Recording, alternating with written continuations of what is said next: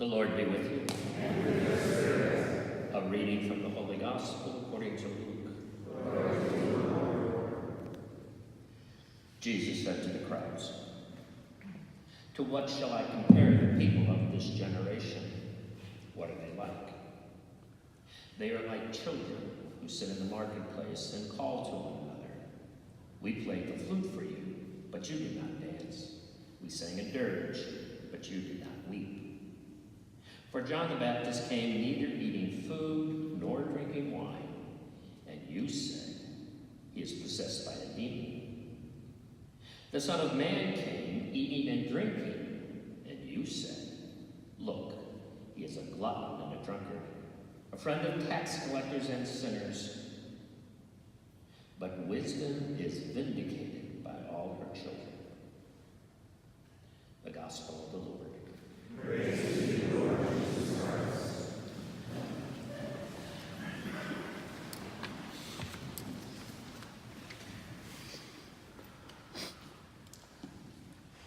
I come from a family where you have 5 boys and 1 girl. With all those boys, there's always competition. And so in my family, we would always fight who was the best and the greatest, you know.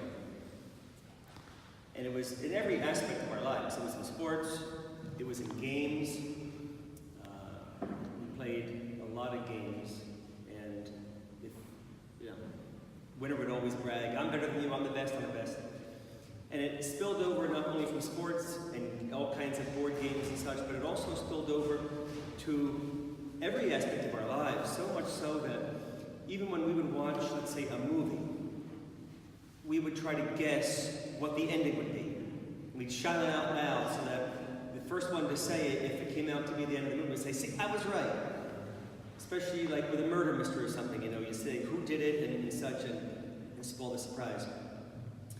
Never thought anything of it until I got older. And one day I was in seminary, and we were watching a movie in the kind of like the lounge area, and we were watching a movie that none of us had ever seen before. So during the movie, I'm talking about things, you know, and one of my classmates said, "Would you shut up? I want to watch the movie. I can't pay attention with you talking." I'm like, "Sorry, I think we talk during every movie and every TV show, so I'm sorry." So I'm trying to keep my mouth shut. It was difficult.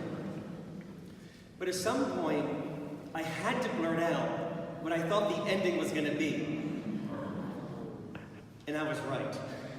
I guess. And my classmate at the end of the movie said, "Slim down his hand." Actually, before the end, he slammed down his hand when I said it during the movie. He said, "Will you shut up?" He goes, "If that's the end of the movie, I'm going to be so mad at you." I'm like, well, by the end of the movie, when I realized I was right, I thought, oh my God, here it comes. He kept screaming and yelling, "You ruined it for me. You ruined the movie for me. You couldn't keep your mouth shut." I said, "Sorry, I'm sorry. I won't let it happen again." Of course, I did, but that's the nature of sin, right? We keep doing things we say we're not going to do. But people, for some reason, doesn't bother me, but most people don't like someone telling the end of the story. You know, even today you see spoiler alert that comes up, you know, in social media. You know, don't listen if you don't want to hear the end of the movie. Well, for those of you who were with us to the Jordan trip, you remember that when we were along the Jordan River, I had said that God is the best storyteller there is, right? And he is. He's telling this wonderful story. And it's in the midst of our own stories, our own lives, what we make of it through our own choices and our free will. We each have different stories in our lives. And God is weaving a story in between our own stories. It's all enmeshed together, what he's doing to make his story of salvation history. And in this wonderful story, even though salvation history is still unfolding, we already know the end of the story. And I don't hear anyone complaining, drat, why did Jesus, you spoiled it, Jesus, you told us the Father's plan and you told us the end of the story, and now I know that after death, I'll be raised from the dead, and I'll be, you know, why did you have to go and tell us the end of the story? I didn't hear anybody complaining about that, not even my classmate. And that's a good thing. We want the spoiler alert. We want to know the end of the story. You know why? Because we need hope. Because as salvation history is still unfolding, and our lives are still being lived, and we have so much heartache and pain in our lives, we need the hope of knowing what the end is going to be. Remember a couple of days ago we were in Shepherd's Field. Those shepherds were told before anybody else, the Messiah is here. He's born today. Go see. And they went to go see, and they told Mary and Joseph what the angels had said to them. And then it says they went home. And they went home back to their normal, ordinary lives. After this beautiful event, they went back to doing their shepherding, taking care of the sheep, living their dirty lives, and still being treated terribly by the people who treated them like low lives. But yet, something was different. Life had changed. Their story had changed. And they had hope. And even though they had to wait 30 more years for Jesus to enter the scene, they had hope to know that things were going to change. And that's what kept them going. And the same is true for us. We live in that hope of knowing that even though we don't know what our future holds while we live in this world, we know what our future holds at the end of time. And that gives us the hope to go on. St. Paul talks about in his letter to the Corinthians today about 3 beautiful theological virtues: faith, hope, and love. And these are gifts that we need to live our lives. Now, we did the walk this morning. We did the Via Dolorosa. We stopped at the tomb. We haven't gone in yet. And we will shortly tonight when we do our beautiful solemn entrance. But we already know the end of the story. It's empty. And because of that, it gives us hope. Faith and love, those 2 realities, are what helped Jesus to get to that point in his life. As he was facing his impending suffering, it was his faith in his Father that had strengthened him for that journey, and it was his love, not only for his Father, but for all of us. His love for us to know that if he didn't do this, we would be doomed. And that kind of extraordinary love and that extraordinary faith that Jesus had got him through his suffering to the point of his resurrection. Now we know with faith and hope and love that the gift of the resurrection will also be ours. But we don't have to wait to the end of our lives to receive that gift of resurrection. Ultimately, yes. But even in this life, you and I continue to receive the gift of resurrection from God throughout our lives.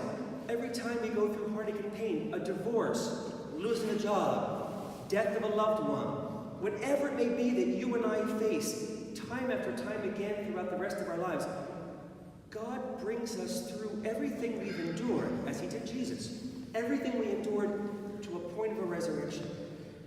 So the resurrection is ours throughout our lives until the final one at the end. And it's faith and hope and love that gets us through these points and raise us up. We are at the end of our journey. Since we just began, today's the last day. Sue said this morning that every day seems so long, and yet the trip seems so short. It's already over. And she said it's like raising kids. Every day you're raising your kids, it's like, oh, you seem like, I don't know if I can get through this. It seems such a long journey when you're raising your kids day by day. She said, then before you know it, they're graduating from college and they're gone. That's like this trip. It seems long and it's short, it's over. And yet, this pilgrimage is not over because we still have our lives to live, and that's a pilgrimage in and of itself. And as long as our lives may seem at times, 50 years, 80 years, however long God gives us, before we know it too will be over. But the beautiful thing is, no matter what we endure in life, no matter what heartaches and pain and suffering comes our way, we don't have to worry. With faith and hope and love in Jesus Christ, we know the end of the story.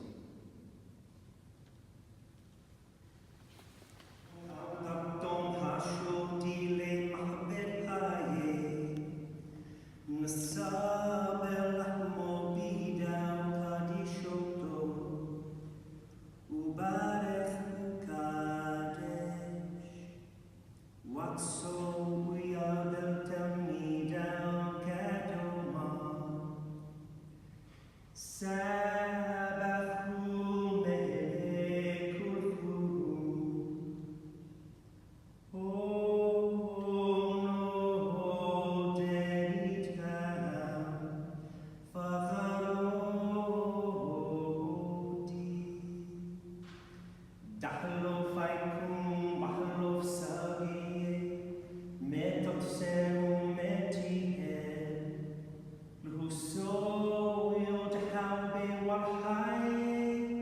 Dalo